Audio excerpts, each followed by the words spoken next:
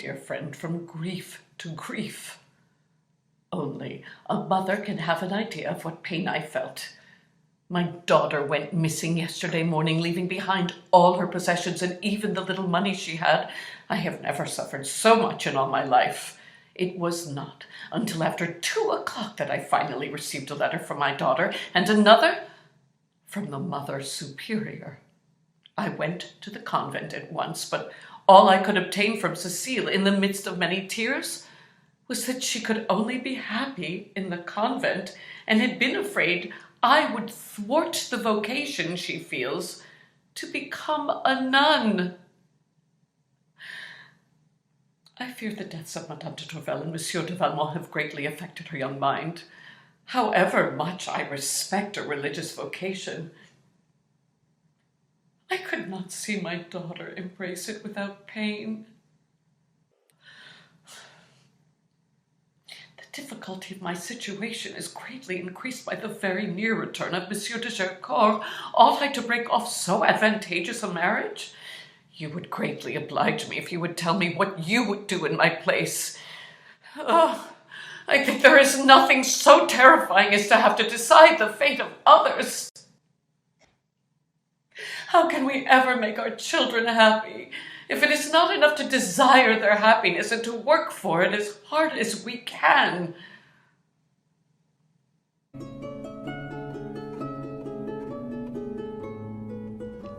Oh, my friend, how Madame de Merteuil deceived you. Whatever may be said about her, be assured that it is still less than the truth. Masses of proofs exist, and they are now in my hands. Concerning Mademoiselle de Volanges, what may appear an act of the Lord's severity is often, on the contrary, an act of his clemency. My advice then is that you leave her in the convent and break off the marriage you arranged. It is not without pain that I request you not to demand my reasons for this advice. Let us leave these sad events in the oblivion which befits them, and submit ourselves to the decrees of Providence, even when it does not permit us to understand them. Goodbye, my dear friend.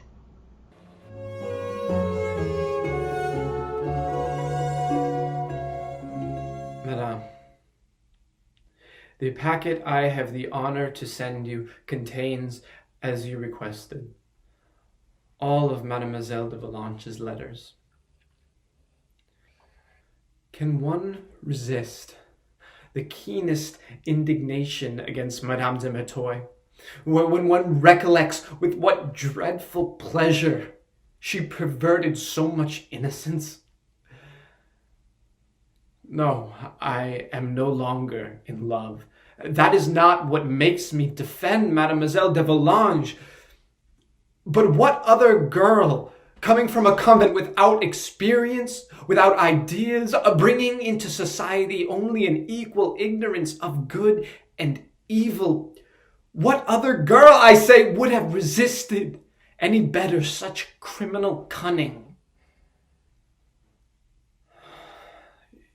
You are right, that Cecile's betrayal leaves me with no desire for vengeance.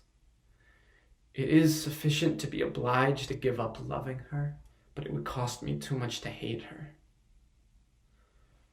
Any secrets that might harm her must forever remain unknown to the world. I venerate you, Madame, and value your esteem, so if you think I have done all a man in my position can do, I will leave for Malta to make the vows which will separate me from the world.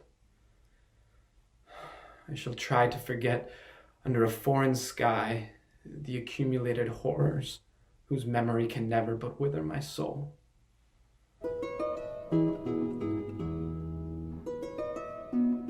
Oh, my friend, what a terrifying veil you wrap about my daughter's fate. What could it conceal to distress a mother's heart more than the dreadful suspicions to which you abandon me? I knew that my daughter had shown some inclination for the Chevalier Danceny. Now I fear she was seduced. It would explain her choice. We often feel called to God merely because we feel in revolt against men. Tomorrow she takes the veil as a novice, and I, who once hoped by this time to see her married, must be present at the sad ceremony.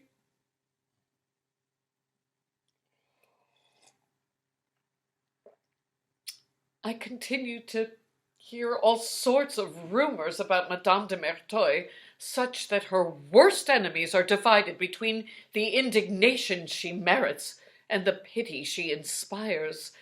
That she came down with the smallpox and was horribly disfigured, as if the disease turned her inside out and put her soul on her face. That her lawsuit was finally decided, and that she lost everything, thanks in no small part to the revelation of her depravity. That she has fled to the country and gone to Holland, and not a single servant of hers would follow her. I no longer know what or whom to believe. What I do know for certain, because I have it from several friends who were there, is that last week Madame de Merteuil went to the Comédie Italienne, where she has a box. She was alone, and not one man visited her for the whole of the play. When it was over, she went as usual to the drawing room, which was already filled with people. A murmur went up at once, but she must not have thought she was the cause of it. She noticed an empty place on one of the benches and went to sit down, but all the women who were already there immediately rose up as if in concert, leaving her utterly alone. This was applauded by all the men, and the murmurs, they say, rose to the point of jeering. I am told that she pretended to see and hear nothing, and that she did not even change countenance.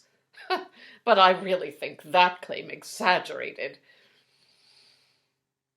The wicked may be punished, but I find no consolation in that for the unhappy victims, my poor daughter and our beloved Madame de Tourvel, who would not shudder at thinking of the miseries which may be caused by one dangerous liaison. Farewell, my dear and worthy friend. I feel in this moment that our reason, so incapable of preventing our misfortunes, is still less capable of consoling us for them.